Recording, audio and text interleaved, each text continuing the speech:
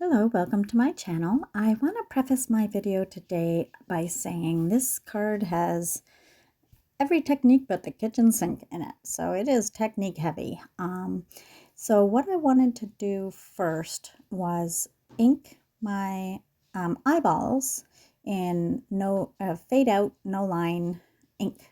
So I am creating a kind of speakeasy vibe, prohibition time, cocktail lounge type card, art deco, and I was inspired by that to create these cards that will be going. I made two of them for my brothers, and because we're just weird. They would love to have a highball full of eyeball card. So I am coloring first my irises, I think they're called, and I do the outer rim dark first, and then I add my lighter color towards the center. And I do them in shades of browns, greens, and blues. And I just show you each color, how I do it. And I leave an area white where I'll put like a white gel pen later. And then after I've done all the colored portion of my eyeballs, then I go in and do the red rim around the all around the circle of the eyeballs. And I start with like a bloody red, or a bright red, I should say, color. And I do the all around the edge, you can see, of the eyeball, and then I add in my little bloodshot portion, and then I also do a little bit of shading towards the back of the eyeball with the red, the bright red. And then once I have completed all of the eyeballs, and I've sped this up and edited it so you don't have to watch me do the whole process. And then here I am with like a Tuscan red, and I'm using Prismacolor Premier pencils.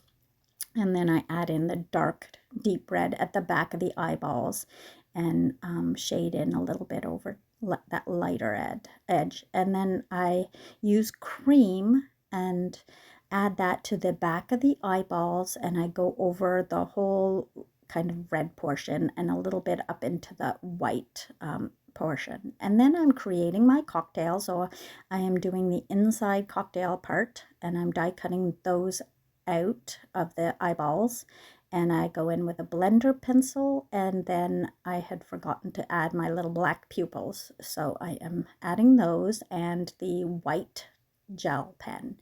And now I'm creating the glasses here, and this is a Trinity Stamps Creepy Cocktails die set, and I go in with glossy accents, and I do that fairly early in my process so that my glossy accents have time to dry.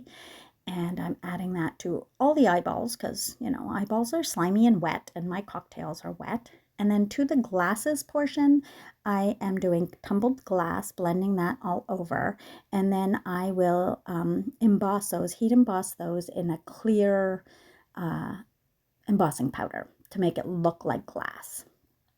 And I am just blending that all over, and then yeah, heat embossing. And I'm using like an ultra thick embossing powder that I've had forever, many years. And then you can see I just squish that onto my ink pad, and then I move on to creating my frame, and this is Pink Fresh Art Deco frame dies.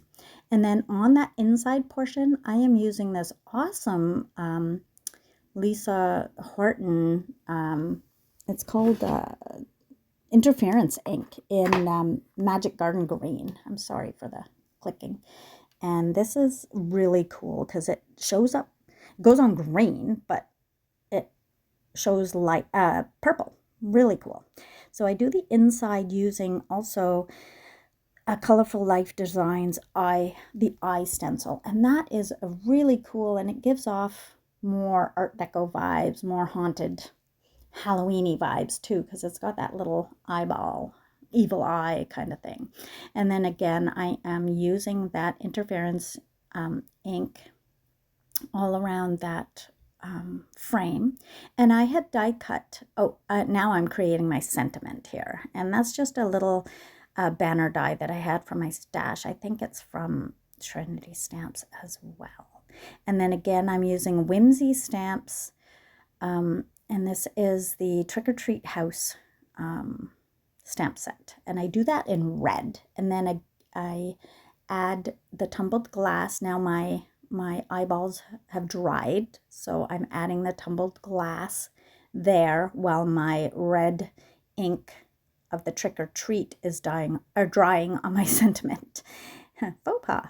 And I am adding the cocktail insides using tape, double-sided tape. So I add that to my glass, and I just remove the backer paper. And this is strong, so it's just going to hold that on that like a embossed wine glass.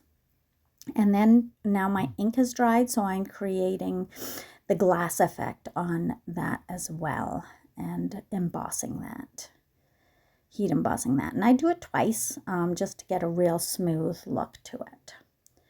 And then onto my top folding card base, I am blending tumbled glass around the edges. And I've cut 3 more frames, and I'm going to glue those in a stack to create that height that I need for my frame.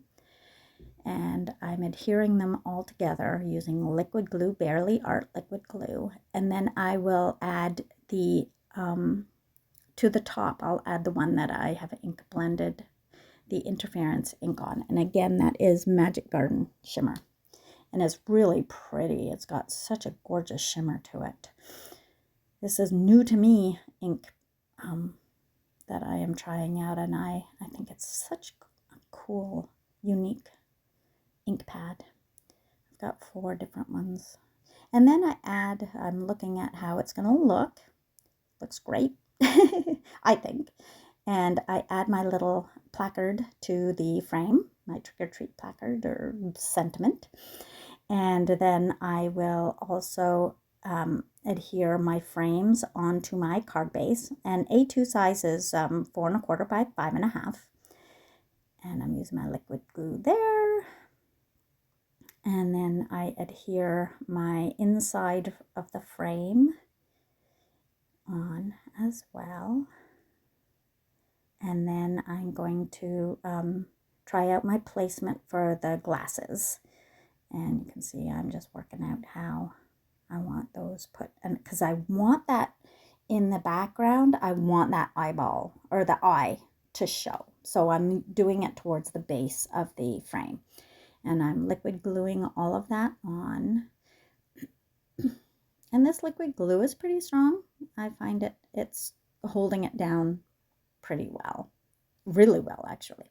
And then I add in all the elements of the glass, and then I add my little eyeballs in. I'm deciding how I want that to, which eyeball one I want to use, because it's that background glass, the highball full of eyeballs, I just like saying that, is going to be mostly covered.